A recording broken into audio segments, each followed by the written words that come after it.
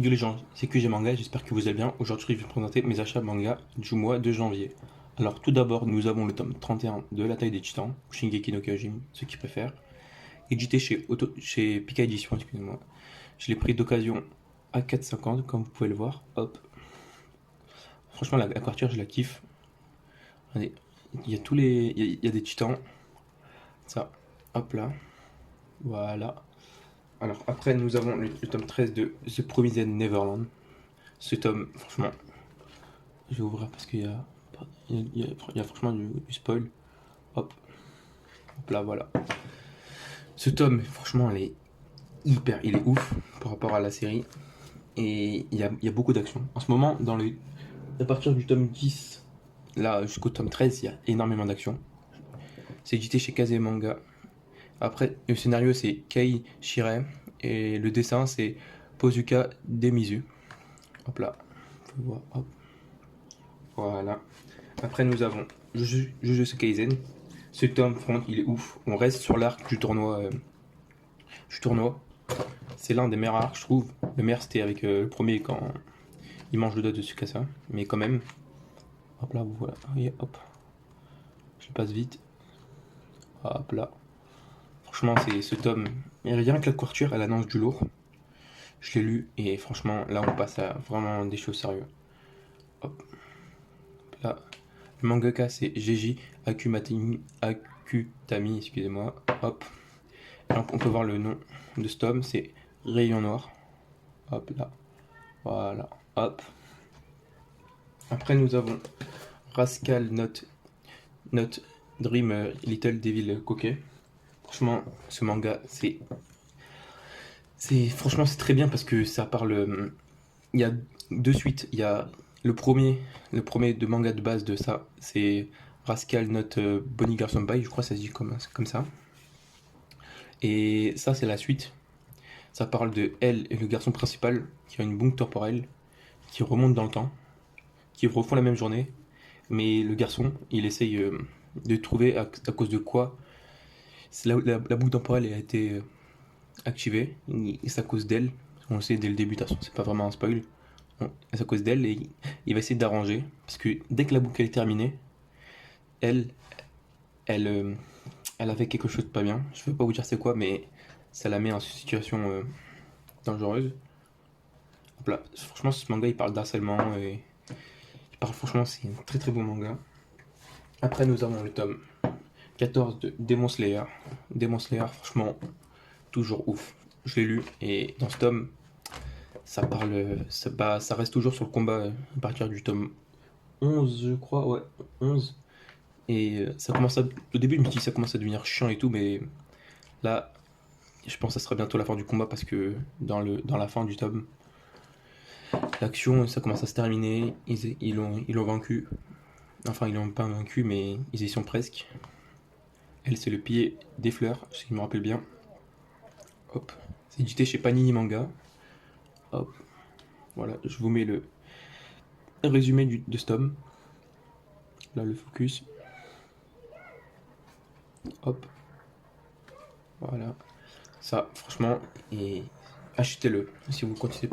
Ou même regardez les deux premières saisons sur Wakanim, parce que ça vaut vraiment le coup. Après, nous avons les deux tomes de Kingdom, tome 9 et tome 8. Kingdom, franchement, c'est l'un de mes mangas préférés parce que.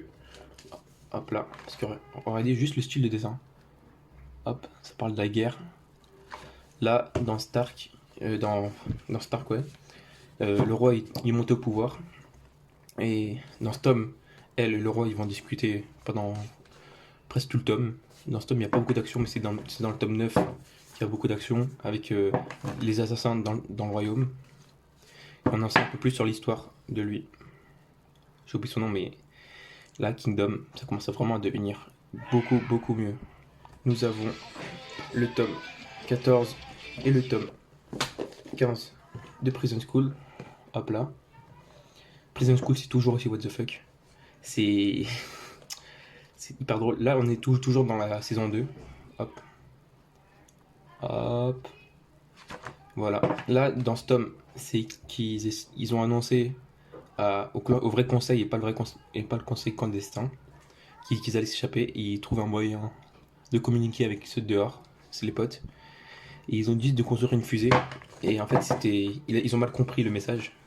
Ils ont construit une énorme fusée alors qu'ils voulaient juste une petite fusée. Hop, je vais vous montrer, je vais essayer de trouver. Hop. Là. Voilà. Voilà. À peu près, je vous ai un peu trop montré. Mais franchement, lisez Prison School si vous aimez tout ce qui est loufoque et tout. C'est édité chez Soleil Manga. Le mangaka c'est Akira Hiromoto. Je vous le conseille parce que c'est une histoire hyper bien. Après nous avons Chainsaw Man tome 6. La couverture je la trouve hyper stylée.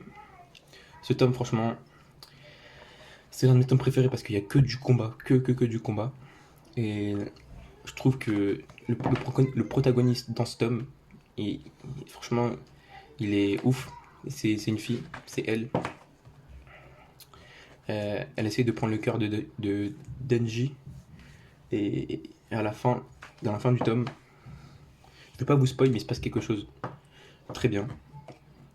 C'est édité chez Kaze Manga. C'est un shonen par contre. Et le mangaka c'est Tatsuki Fujimoto. Je pense que vous l'avez connu parce que en ce moment ça cartonne ce manga. Il y aura même un animé qui va sortir dessus. Après nous avons Super X Hero. Ça parle de tout ce qui est héros et tout, mais plus on a de libido et plus notre pouvoir il augmente. Là je vous montre vite fait parce que il y a des scènes lolé. Hop, c'est édité chez Delcourt Tonkam. Le mangaka c'est Ryoma Kitada. Hop là, voilà, je mets le prix en 9. Il était sous blister quand je l'ai acheté parce que quand il y a des mangas sous blister, c'est qu'il y a des scènes un peu vulgaires. Voilà. Hop. Hop. Et hop là, voilà. Après, nous avons les tomes 21,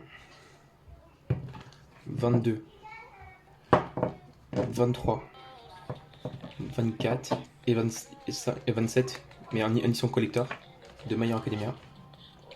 Hop là, je vais vous montrer la jaquette collector avec le pack. Franchement, My Hero Academia.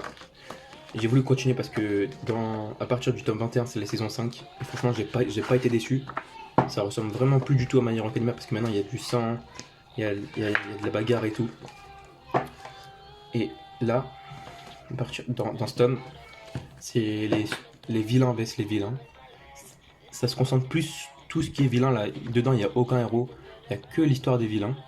On en sait un peu plus sur Tomioka et sur Toga, son enfance. Et franchement, lisez My Hero parce que cette saison, je crois que ça sera la meilleure saison de l'anime. Parce qu'il y a tout. On en sait un peu plus sur les méchants. Lui, il a pris en force, il a pris en pouvoir. Et franchement, lisez-le. Et j'ai changé la jaquette du tome collector parce que je la trouve cette jaquette plus belle que le tome collector de base. Là on peut voir Twist et Hanks en train de s'affronter. Il y a même une référence à Chainsaw Man ici. Hop là. Une référence. Le mangaka il a fait un petit clin d'œil à Chainsaw Man. Et voilà. She call me loader, bitch, I roll out with my shooters. She wanna fuck me